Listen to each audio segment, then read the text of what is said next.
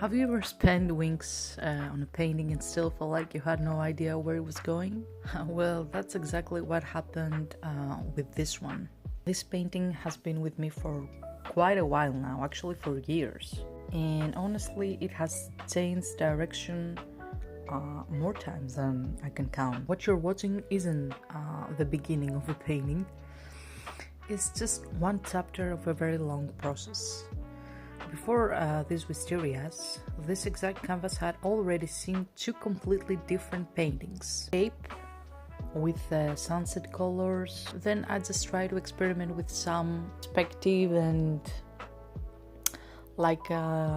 buildings of a Greek island. It didn't go very well. So looking at them, I wasn't satisfied. So instead of forcing myself to keep something I didn't love, I painted over everything and started again, and actually more than once. And I know that this sometimes feels frustrating and it feels like wasted time. But I think every failed painting teaches you something that the successful ones never could. So eventually I decided to paint wisterias since, I don't know, I'm just in my floral era. I'm just taking a break from the forests and the landscapes. At first I started the whole painting with acrylics because that's what I've been using for years, and it's the material that I'm most familiar with, and I know how they behave.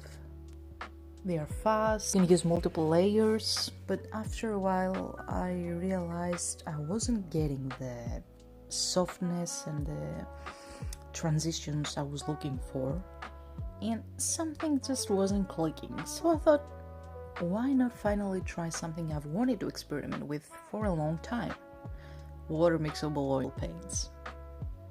I had never really worked with them before on a bigger piece, so this painting slowly became less about the subject and more about learning an entirely new medium. Wow, they behave completely different from acrylics. I mean, if you are an oil painter, you know they stay wet longer, they blend differently and effortlessly, and sometimes they do exactly what you want. Other times they absolutely refuse to cooperate. At least this is what I felt at some points. It definitely pushed me outside my comfort zone. Another interesting thing is that when I first imagined this painting, it seemed to be much more impressionistic.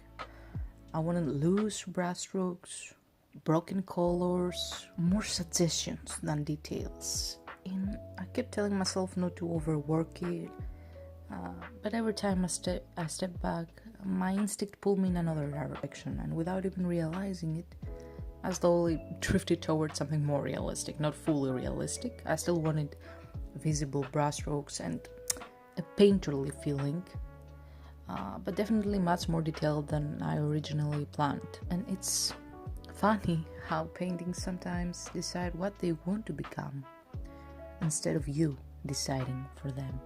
And I think that's part of becoming an artist. Not forcing every painting into the exact image you had in your head, but allowing it to evolve naturally. This piece is still teaching me patience. Sometimes looking at it, I love it. Other days I think I've ruined it.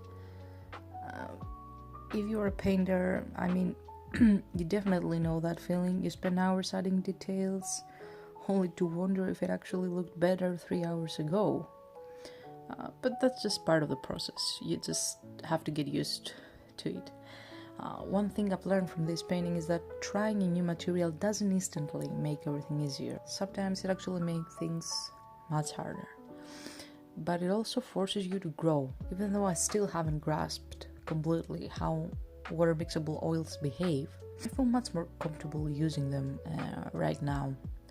There's still so much for me to learn, and honestly I'm looking forward to going back to my acrylic paints and painting forests. That's always felt like home to me. So this painting has been a really enjoyable detour, a chance to experiment, to make mistakes, to discover techniques I probably wouldn't have found otherwise. and it was a funny process that I shared in my live streams. And I mean, if you want to see the rest of the painting process, you can catch me on YouTube live streams. Painting still isn't finished. I think there's still a lot more work ahead before I'm ready to call it done.